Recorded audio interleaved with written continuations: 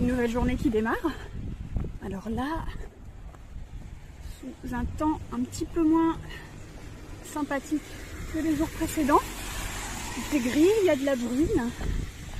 Bon, c'est le temps de San Francisco. Bon, c'est tout. Donc là, bon, il est quoi? Quelle heure? Bon, il va être autour de 7h30 et 8h. Donc là, je vais au Starbucks, au Presidio, à quelques minutes de l'hôtel. Me chercher un petit café, prendre mon petit déj. Et puis ensuite on va commencer la journée. Bon je prends mon petit déj à la chambre ce matin. Donc je suis allée au Starbucks, j'ai pris donc mon caramel macchiato comme d'habitude. Je me suis pris aussi une part de cake au citron. Et puis en remontant à l'hôtel, donc je me suis pris un jus d'orange, je me suis fait griller du pain, je vais mettre beurre et confiture dessus. Bon, nous voilà de retour au Presidio. Donc là, nous allons voir le bâtiment consacré à Star Wars. Alors tous ces bâtiments qu'on voit là ici, en venant mardi, je pensais que ça a été un rapport avec la télévision, peut-être des locaux où travaillaient les scénaristes ou des choses comme ça. Bon, ça touche quand même au monde de l'audiovisuel, c'est pas ça, mais en fait c'est la société de George Lucas. Tout ce qui est sur les effets spéciaux. Donc c'est leur siège ici. Oh, ça s'appelle quoi? Art Center, quelque chose comme ça, je ne sais plus. Digital Art Center. Voilà, donc ça appartient à George Lucas. Donc on est un peu étonné que ça se trouve pas à Los Angeles, que ce soit San Francisco, mais bon, c'est comme ça. Bon, nous voici devant le bâtiment consacré à Star Wars. Voilà qui nous accueille.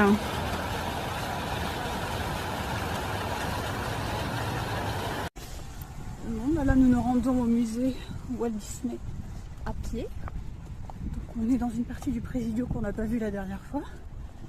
Alors, le Presidio, il me semble que c'était peut-être une structure militaire. Il parle de l'armée pas mal là-dedans. Donc là, c'est un complexe scolaire ici. Et on a vu des maisons, il y a des gens qui vivent dans le coin. Je savais pas. Faut dire que c'est tellement grand. Comme vous le constatez, il fait très beau. Il fait gris, il y a du vent, il y a de la bruine. Merveilleux. Alors nous voilà entrés dans le Walt Disney Family Museum. Donc là c'est le hall où il y a toutes sortes de trophées, de récompenses que Walt Disney a remportées. Moi je ne vais pas forcément m'attarder sur tout, je vais montrer une vue d'ensemble.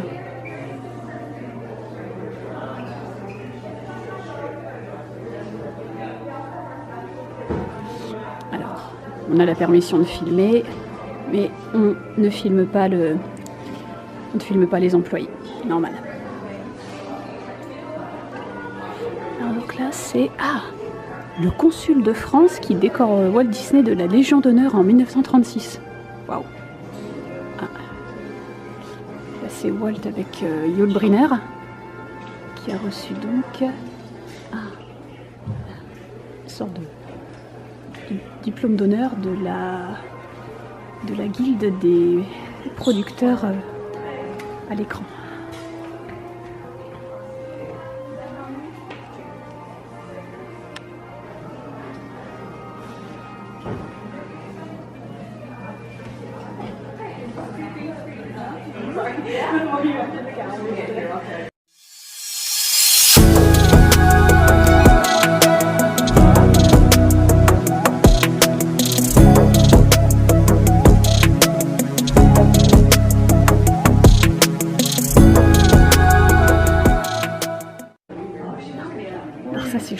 c'est une reconstitution d'une petite partie de l'appartement privé de Walt à Disneyland à Anaheim, donc qui se situe au-dessus de la caserne de pompiers.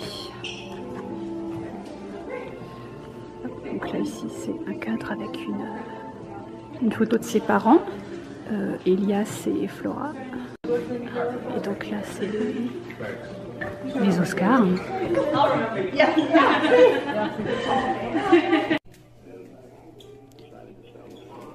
Alors là on est dans une salle qui retrace un peu les origines de la famille Disney, donc les premières années, leur installation à Marceline, la vie à la ferme, etc. Donc avec plein de photos de famille, des anecdotes.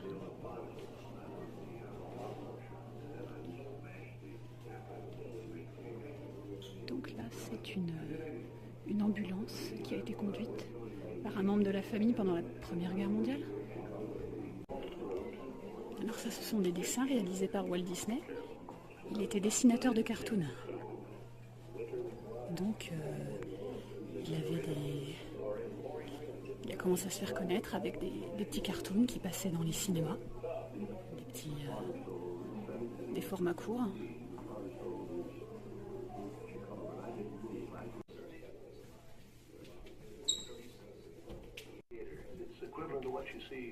TV commercials today, you know?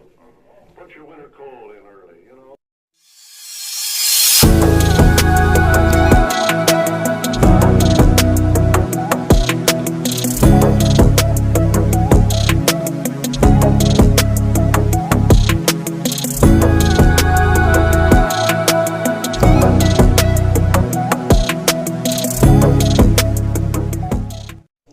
Donc ceci est la licence de mariage et le certificat de mariage de Walt Disney et de son épouse Liliane.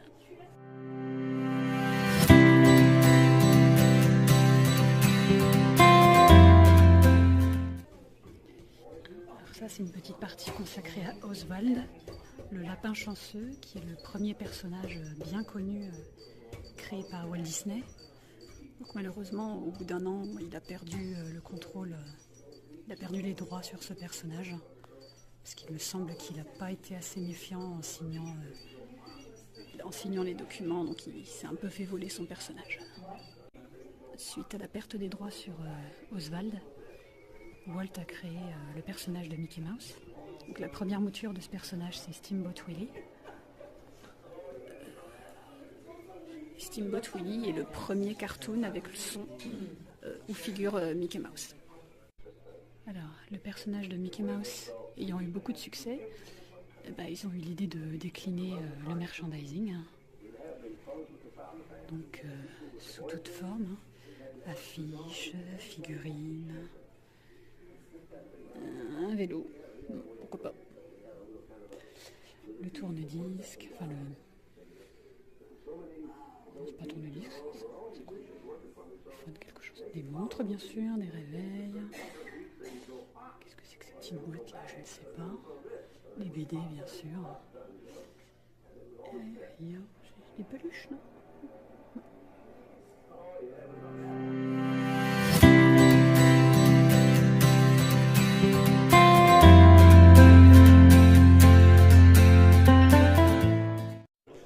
Alors là nous entrons dans la salle consacrée à la création de Blanche-Neige et les 7 nains. Premier long métrage de Disney. Il a pris beaucoup de risques financiers pour créer ce film, mais bon, il y croyait très fort, donc il s'est accroché.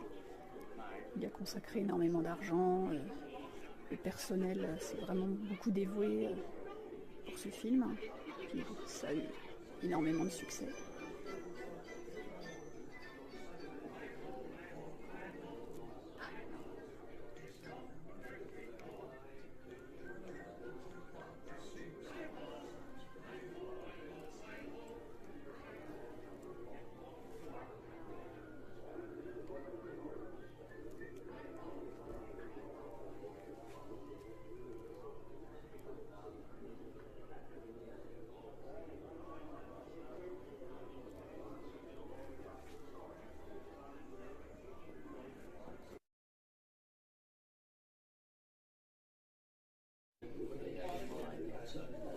passons aux œuvres suivantes de Disney. Donc là nous avons Bambi, avec quelques croquis. Et donc ça indique comment ils observaient des vrais animaux afin de pouvoir leur donner vie de façon convaincante dans les films. Nous passons ensuite à Pinocchio.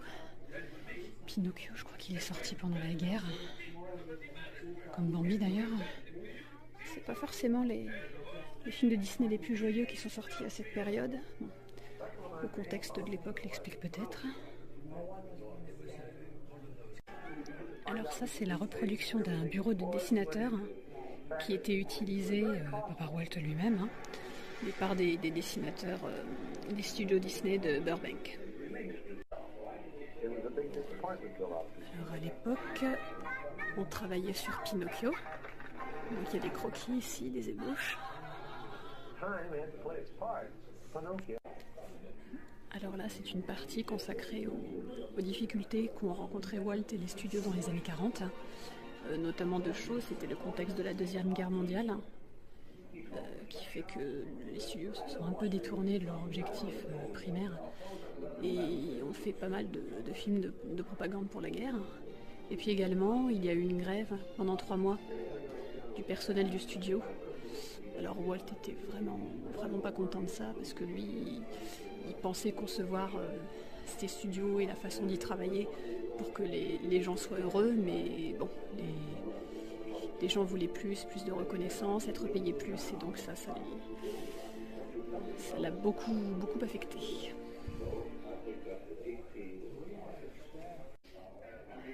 Alors là, c'est la partie consacrée à Dumbo.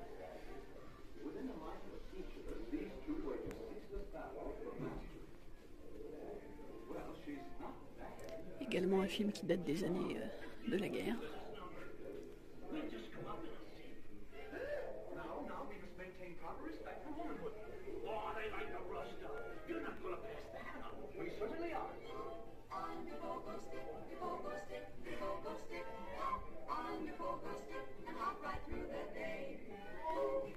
Voilà.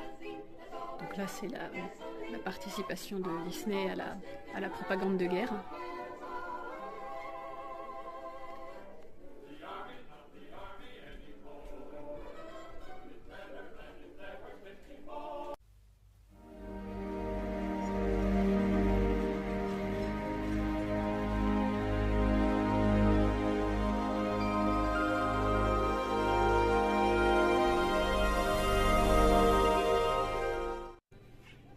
Des vitrines, il y a une collection de miniatures.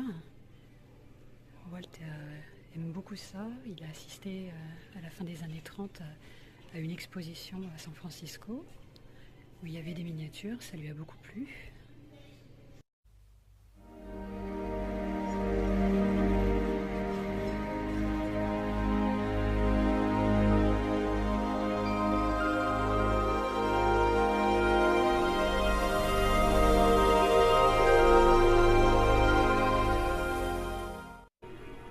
Donc ça, c'est les plans de Disneyland. Donc notamment ici on voit Main Street, et donc Main Street trouve son inspiration dans la petite ville de Marceline, ou dans le Missouri, où Disney a passé son enfance. Alors là, nous entrons dans une grande salle avec là des maquettes. Donc la première partie, c'est sur les trains. Walt était un très grand fan de trains.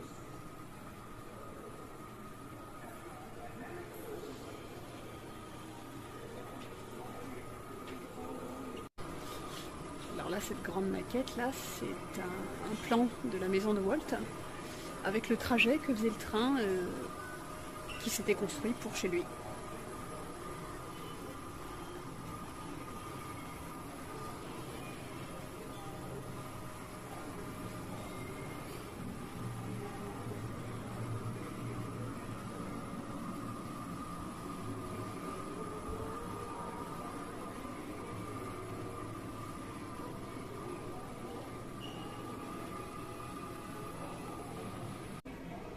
Là, on en arrive à la création de Disneyland.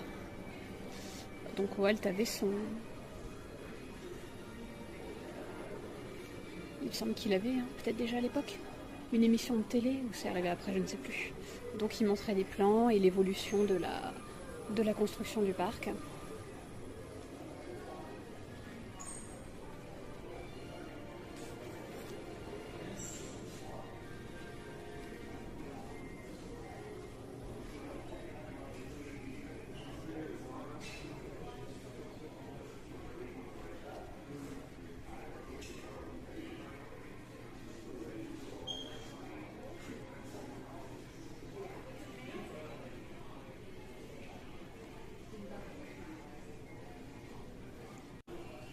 Alors ça, c'est le modèle original, la maquette originale du château de Disneyland, tel que Walt l'envisageait, avant d'être confronté à la réalité financière. Donc le château final est beaucoup moins grandiose que ce que lui aurait souhaité, mais dans l'entreprise, c'était son frère Roy qui gérait l'argent et qui lui disait non, non, ça va coûter trop cher. Alors là, nous sommes face à une énorme maquette de Disneyland à Anaheim. Donc, je vais zoomer. Donc, comme il convient, le parc commence par la gare, le hub avec le drapeau. Il y a toujours le drapeau dans les parcs américains, le drapeau américain. Il y a toujours une cérémonie de levée des drapeaux tous les jours vers 16-17 heures. Main Street, toujours. Central Plaza, le château. Et donc après, depuis Central Plaza, les routes se séparent vers les différents lands. Donc là, il y a Adventureland, donc avec Jungle Cruise, Pirates des Caraïbes. Là, c'est la partie New Orleans Square, avec Pirates des Caraïbes, avec le Manoir Hanté. Là, ici, c'est Rivers of America. Ouais. Voilà, donc avec le bateau à aube, ou le bateau un peu plus ancien, ça doit être un bateau qui date des années 1700, 1600, 1700. Alors ici nous avons, c'est quoi ça? Big Thunder Mountain. Big Thunder Mountain, oui. Alors ensuite à côté, donc tout ça c'est Fantasyland, donc avec Peter Pan, avec Philharmagic, Blanche-Neige, les Taz, Dumbo, le Carrousel. Ce bateau pirate là, on l'a plus. Il y a Storybookland, oui, qu'on ne connaît pas. Small World dans le coin à droite. À côté, nous avons Tomorrowland, donc avec Autopia, avec maintenant c'est le truc sous-marin avec Nemo. Oui. Là c'est le Matterhorn. Ici nous avons le Carousel of Progress. Là c'était Astro Orbitron. Là c'est... Qu'est-ce que c'est ça? Je connais pas cette attraction là. Alors c'est pas la version d'ouverture de Disneyland. Disneyland à l'ouverture était beaucoup plus petit, ça s'est développé peu à peu, il y avait 10 ou 12 attractions. Et c'est pas non plus la version d'aujourd'hui. C'est pas si vieux que ça, mais je ne sais pas de quel... Parce que le Manoir Hanté, je sais que ça a ouvert dans les années 60. Ouais, moi je dirais que ça date peut-être des années 70-80. Parce qu'il n'y a pas... Je ne vois pas l'attraction...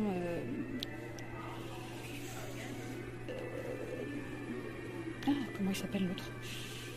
Bref, avec les pistolets où on tire... Buzz l'éclair, voilà. Je vois pas ça. Donc je pense que ça doit dater entre les années 70 et 90. Une autre vue de la maquette, là on la voyait d'en haut. C'est super. C'est vraiment magnifique. Je viens de passer 5 bonnes minutes devant la maquette. Je pourrais y passer des heures. C'est tellement plein de détails. Enfin bon. Donc là, certaines attractions classiques de Disney. Ouais, donc Autopia, le monorail, Le People Mover qu'ils n'ont plus à Disneyland, c'est fort dommage.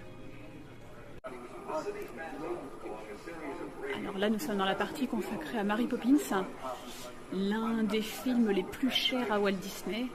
Il a énormément travaillé pour pouvoir le faire, pour obtenir les droits. Il y a d'ailleurs eu un film sur cette histoire.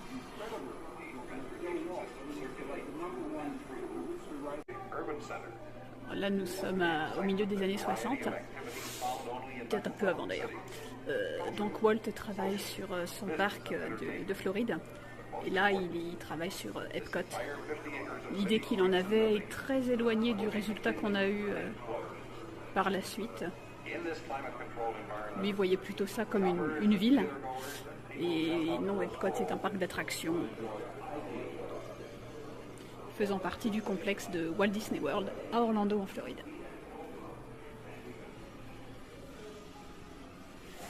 Walt voulait créer sa ville utopique, sa ville idéale. C'est pas exactement ce qu'on a.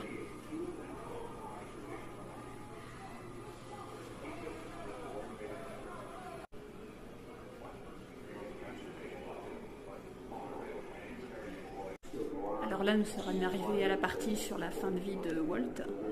Donc, il est décédé en 1967. Décembre 1967, d'un cancer du poumon. Son état a décliné très vite et ça a été un choc pour pas mal de monde dans l'entreprise quand ils ont appris son décès. Donc ça, ce sont les dessins, les cartoons en hommage à Walt après son décès. Il est décédé en décembre 66 et non pas 67, je confonds toujours.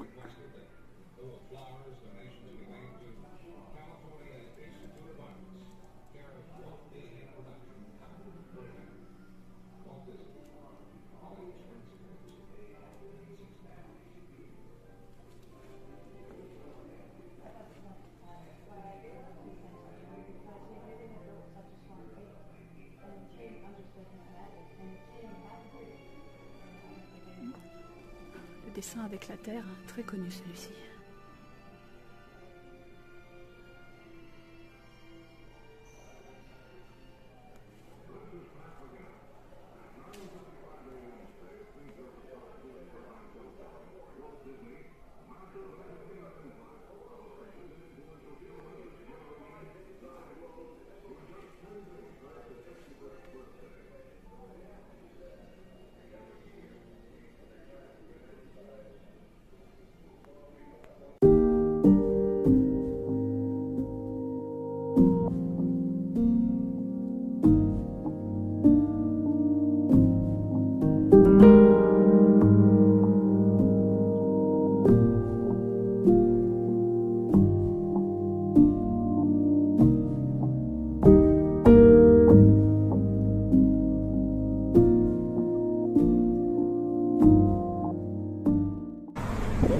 Du bus, du coup on a fini le musée Walt Disney, très très chouette. Et donc là on va voir un truc que je voulais voir, donc c'est une cathédrale orthodoxe russe, je l'ai sous les yeux, l'extérieur est magnifique, donc je vais voir l'intérieur également. Alors donc ceci est la Holy Virgin Cathedral, donc une cathédrale orthodoxe russe. Je suis tombée dessus comme ça un peu par hasard en farfouillant sur Google Maps et du coup je me suis dit que ce serait dommage de ne pas voir ça parce que les cathédrales, les édifices religieux orthodoxes sont réputés pour être très richement décorés. Et donc moi, pour le côté historique et architectural, ça m'intéresse beaucoup. Je vais voir s'il est possible d'entrer. Alors pour le repas de ce midi, on est dans une toute petite échoppe tenue par des Chinois. Donc il y a un menu en partie chinois, en partie américain, un peu barbecue. Donc moi j'ai pris le sandwich au porc effiloché avec du chili, puis j'ai une sauce épicée à côté et je me suis pris un iced tea à la pêche. Je commence à me dire que ça faisait longtemps qu'on n'avait pas grimpé une bonne côte. Et voilà. Et après avoir grimpé l'équivalent de 2 fois l'Everest, nous voici arrivés à la partie virage en épingle de Lombard Street, très très connu bien sûr. Alors là, les voitures n'ont pas le droit de circuler. Oh, c'est quoi 5 miles, je crois. 5 miles, ça fait quoi? Même pas 10 km/h. Bon, il y a du monde ici en permanence, naturellement. Mais n'oublions pas de respecter les personnes qui vivent ici, parce qu'il y en a. Donc voilà. Voilà donc ce que ça donne. On descend tout doucement.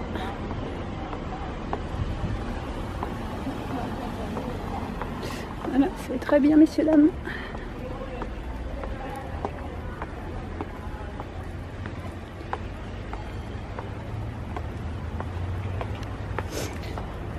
Alors cette portion de la rue est vraiment pas longue, mais voilà, c'est à faire.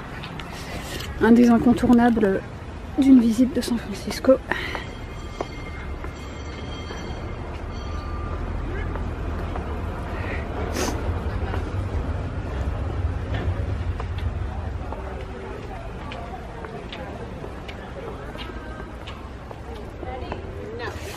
Alors voilà, faire attention en traversant. Hein. Attention aux voitures. Après tout ce qu'on a vu, hein, inutile de préciser que San Francisco est une ville où il vaut mieux s'assurer qu'on a des freins qui fonctionnent bien.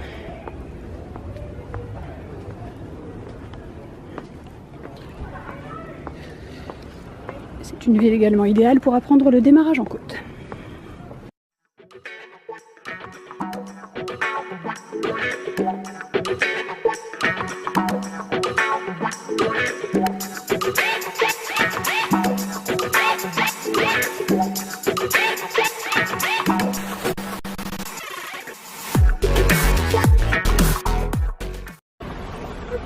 Voilà, on arrive on voit le bas de la rue là.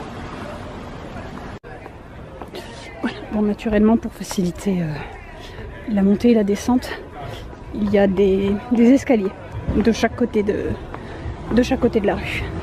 Alors c'est une rue qu'on ne peut que, à sens unique, qu'on ne peut que descendre en voiture.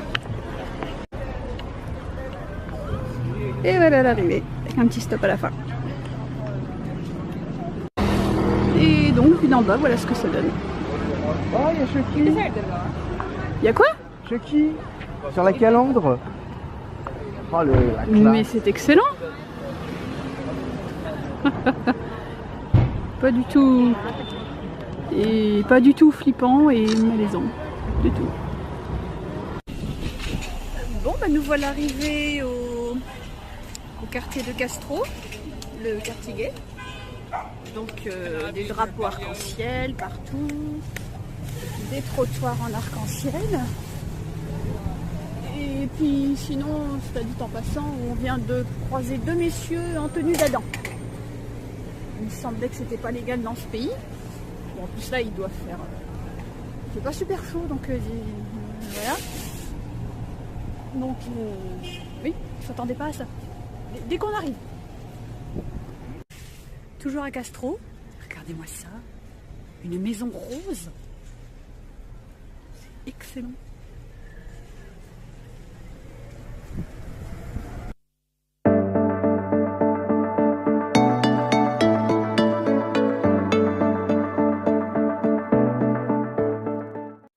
Ah, j'adore. Oui. Oui. Alors, nous voici à Mission Dolores Park. Donc c'est un parc proche du quartier de Mission qui se trouve en hauteur, qui donc donne un petit point de vue sur la ville. Bon, bah, pas mal de nuages aujourd'hui, donc c'est pas aussi dégagé que ce qu'on aurait pu avoir en début de semaine, mais bon, c'est comme ça. Alors le bâtiment qu'on voit là-bas, magnifique, c'est un lycée catholique. Vraiment très beau.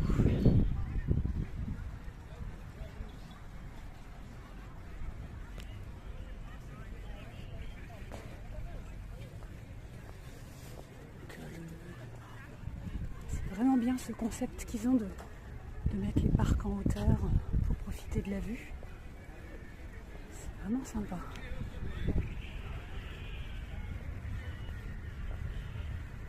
Toujours beaucoup de gens qui promènent leurs chiens. On a d'ailleurs remarqué que les chiens étaient nombreux et très bien élevés dans cette ville.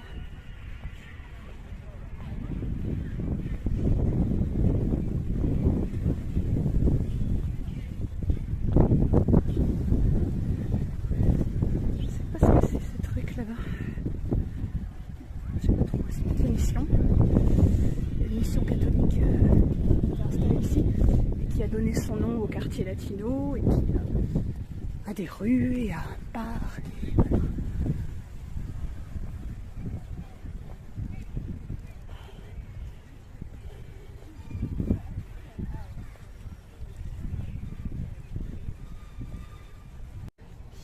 Donc là on est sur un petit promontoire.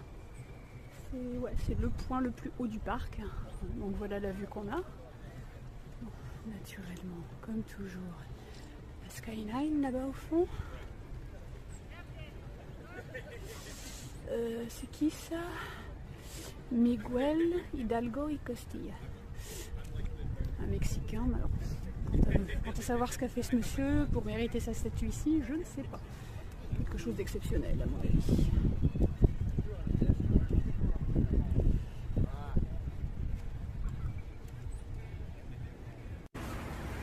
Nous avons quitté Mission Dolores Park et là nous allons faire un petit tour dans le quartier de Mission, c'est le quartier latino de San Francisco.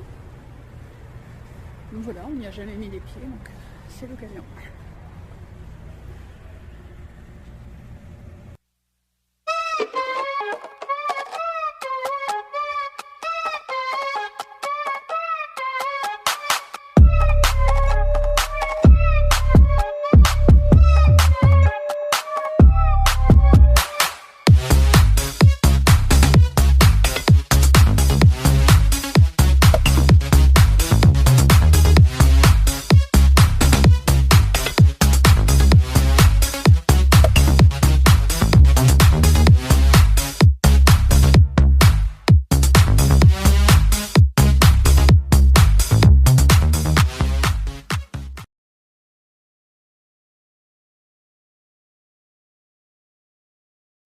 Alors on vient de dire sur un panneau que l'un des séquoias présents dans ce parc, Grizzly Giant, a un âge estimé entre 1800 et 2800 ans.